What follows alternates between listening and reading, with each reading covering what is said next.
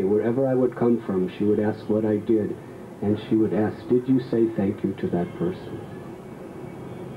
Were you feeling thankful to that person?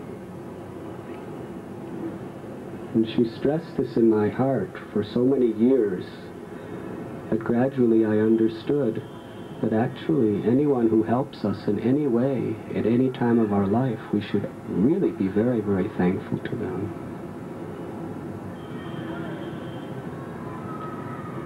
So today I want to thank you for tolerating me for so many years and being such a very faithful, caring, and hard-working mother for us. And my father, he was such a faithful and dutiful man. There was nothing in the world he would not do to somehow or other make his children happy. Very hardworking, never gave up. He was a businessman. When I was 8 years old, he had a business where he was the largest seller of a particular car in all of Chicago, second biggest city in America at the time. And this particular automobile, it was the biggest disaster in the automobile industry in history throughout the world. It was called the Edsel. So he lost everything, total bankruptcy. But yet, somehow or other, by all moral and legal means, he just worked so hard and supported the family, made sure that we had everything we needed. And he worked and worked and worked. And gradually, after many years, actually after I became devotee, then his business became worth some millions of dollars. So it was a story of never giving up, no matter what things appeared to be in a particular situation. And this was a very nice lesson.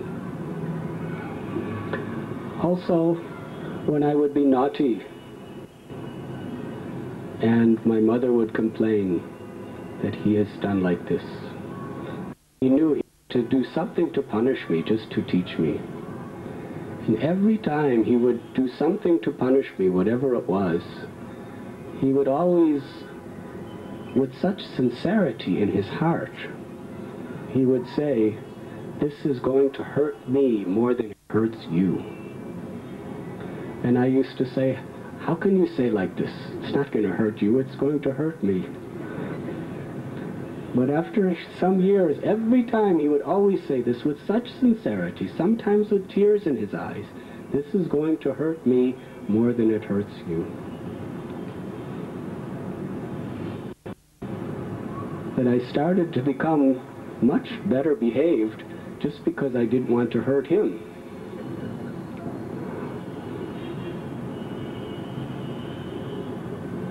But I remember one thing that was very special is when I was just going to college. I was going to leave home to go to college. I was driving in car with my father, and he said something to me that I have never forgotten throughout my life. He said, you should know, my son, that whatever happens in life, I will always be here to do everything within my power to help you. He said, it doesn't matter what you do.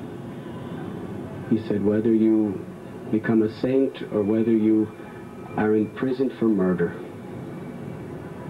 He said, you should know that I'll do everything, whatever I have, and whoever I am, it is yours. He said, you should know in your life that whatever happens to you, there's somebody who give their life for you and will never, ever betray you. And when he spoke that, I remember I was crying because I knew what he was saying was true. And I tested him to the limits. And he never betrayed his words.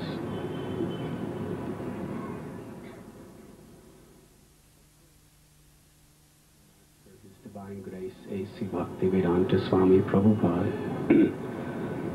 who taught us how to utilize everything in the service of God. And it was at that point that many of these precious gifts that I received from my mother and father could be utilized for the highest purpose in life, in the service of Srila Prabhupada, in the service of Krishna, and now, by my good fortune, in the service of all of you. When I was hardly 18 years old, I had a very, very deep longing to understand God. And it was growing more and more and more. I studied religion and philosophy in college, but I came to the realization that this college will not teach me what I want to know. It is all theoretical. Life without spiritual experience is empty. Where I learned this from must have been from some previous life, because no one in my whole life ever taught me these ideas. It came from within, this burning, burning fire of desire to understand the spiritual truths of life. So I decided to go to Europe to study in the churches, cathedrals, and synagogues about philosophy and religion. I told my parents that I will be gone for 3 or 4 months, and then I will certainly be back to continue college, because I left during the summer break. Hare Krishna. So of course they were very worried that this young boy is going to Europe. He hardly has any money. I had got a flight from New York to Luxembourg in Europe for only $65. And they knew I had practically nothing. Where was I going to stay? I have never been out of America before. So they were very much worried about me. And 3 months went by, 4 months went by, 5 months went by, and they have not heard anything from me. They didn't know where I was, whether I was dead or alive. What happened is, living in a cave in Greece and meditating on a mountain, I got the inspiration that I should go to India. I knew that they would not approve of this inspiration. So I started hitchhiking from Greece. From London, ultimately I hitchhiked to Greece, and then I was going to India. So months went by, they heard nothing. They were so much in distress, worrying. And finally, they received an aerogram from Iran.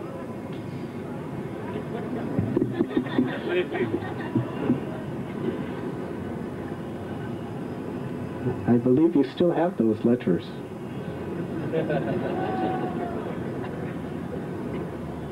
Can you imagine what a shock it is for a father, for a teenage son? He received a letter from Iran after months of nothing. And that letter explained that I love you very much, but I know you will never understand what I'm doing, but I must do it. I am on a search for God, and until I find the supreme truth, or God, I will not return home. I will continue my travels and my search. And I am just now on the path to India. Now in America, India is not known for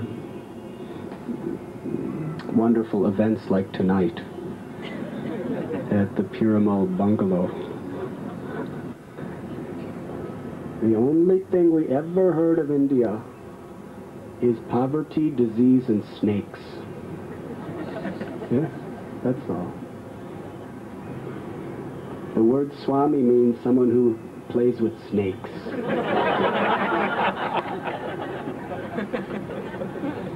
And everyone's starving, and everything's filthy, dirty, and everyone has a disease. That's all anyone knows of India in America in those days. So when they received this letter, we can imagine how much suffering, terrible suffering, they had to undergo. And the worst suffering, there was no place to even reply because I was traveling through the deserts of Iran. And I told them I was hitchhiking to India. And so they were in such a completely helpless situation.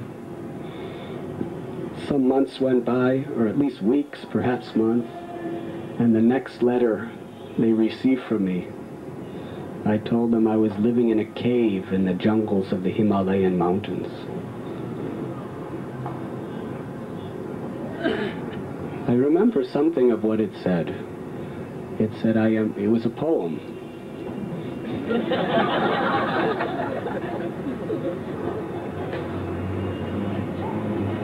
It said, I am now residing within a cave in the beautiful jungles of the Himalayan mountains in India, and a butterfly is flying ahead chanting the holy syllable Om.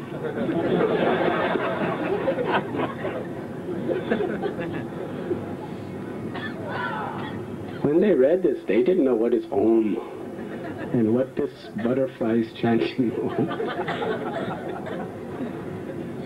What is a very common thought for you was totally inconceivable to them. They thought, perhaps I'm crazy. What has happened to our son? He's living in a cave. He has a nice home here. And we lived in a very small town about 30 miles north of Chicago. Very quiet, peaceful place. Practically no crime. Very friendly place. He has left here to live in a cave in the jungles of India. So my father was so worried and my mother was so disturbed. They actually went to the Indian embassy and they talked to the ambassador of India and were crying, saying, please send my son home. And the consulate general, he said, very difficult. At that time there were 600 million people in India. He said it's very difficult to find someone amongst 600 million people. And if he's living in the caves of Himalayas, it's even more difficult. But still we will try. If we hear anything, then we will let you know. So he had no way to contact me because there was no post box in my cave.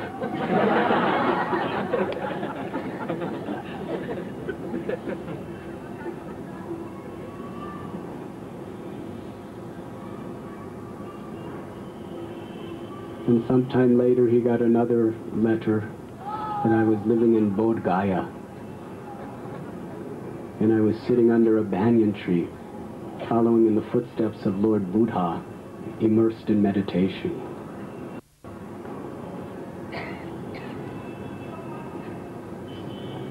In this way, they were in a very, very helpless state. of utterly frustrated parental affection. And months and almost a year later, they received a letter from me. In the top of the letter, usually I would just say a few words, very short. I would just share with them some spiritual experience. And because I was a young teenage person, I was thinking that they would be enlightened. I would just say some mantra and think that they will be very happy. So they got one letter and it said, Jai Shri Radhe. I am now living in the holy land of Vrindavan. And I would tell them about how nice Jamuna was and how Radharani's mercy was very nice. They didn't know who is Radharani, what is Jamuna. After some time, I was away for about a year and a half. I wrote to them that I'm now living in one place in Vrindavan, one of Srila Prabhupada's godbrother's mutts. I said I could receive mail there. So it was the first time in almost 2 years that they had a chance to write back to me. I wish I saved those letters. My father wrote me this letter. It was the most painful letter anyone could read. He was just explaining how much he was suffering, and there were teardrops all over the letter that were making the ink hard to read. And I don't remember everything he said, but I remember he signed off that I am on the verge of death and separation from you. And he said, your broken-hearted father. He was begging me throughout the letter to return home. And I also received a letter from my little brother. And he was chastising me so bad. He said, you are killing, you are murdering your parents. He said, your mother, she's simply crying and worrying constantly. Where is her son? Where is her son? And your father, all of his hair is turning gray. He stands in a daze. He's not even able to speak to people. He's practically immobilized, worrying about you, constantly asking different people, can you help me find my son? He said, you may not care anything for your mother and father, but we do. And if you don't come home, you'll never see them again, because they will die. You are killing them. And I knew what he was saying was 100% true.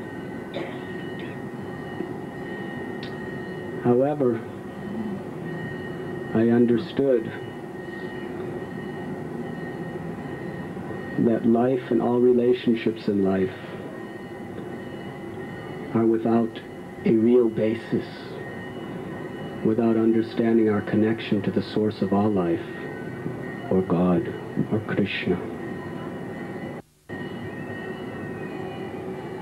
So I went to this great sadhu who was very dear to Srila Prabhupada, and I showed him these letters, and he said, this is part of the price of realization of Krishna. You have to be willing to do anything. So I wrote a letter back, and I said, I received your letter, and if you really want to see me so bad, then you should come to Vrindavan, but I will not come home. Now in those days the mail was very slow, so perhaps 2 weeks going, 2 weeks coming back. About a month later I received a letter.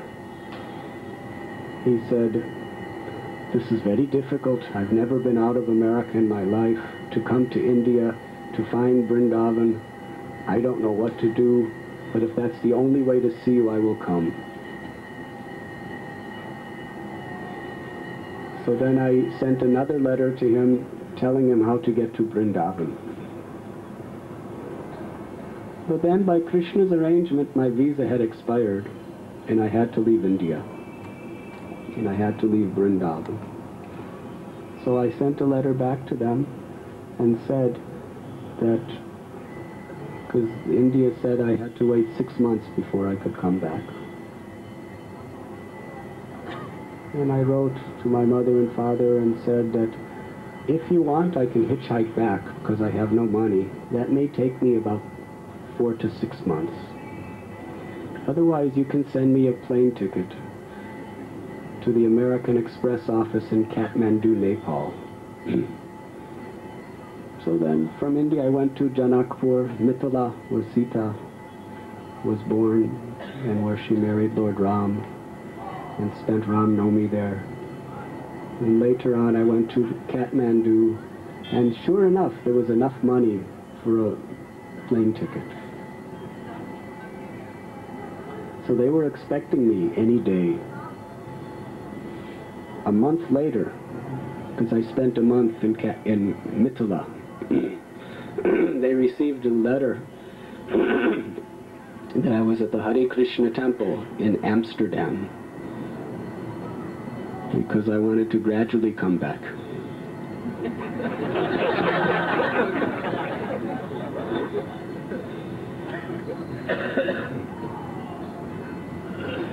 And they sent me enough money to go from, they have a house in Chicago and also an apartment in Florida. So my father had broken leg at the time, and they were both in Miami, Florida, waiting for me. So what happened is I flew from London, where I stayed at the temples for some time, to New York, and then I had just enough money for the connecting flight from New York to Miami. But as I got out of the immigrations and I was walking from one flight to another to purchase the ticket, I saw a devotee. His name is Ruchi Prabhu. He was a god brother. And he was in the airport, and I saw him. He was with dhoti, and I had chadar. I still had long matted hair.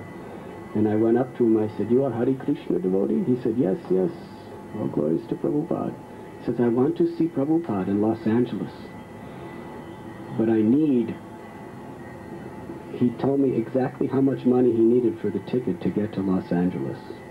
That was exactly how much money I had. So I was thinking, this must be Krishna's arrangement. So I gave it to him. So my parents were at the airlines waiting for me to come home, and after all these years, I didn't come off the plane. So they were more distressed. So they went home, and I called them, and I said I gave my money as a donation to someone. So no, I have no money. If you want, I'll hitchhike down.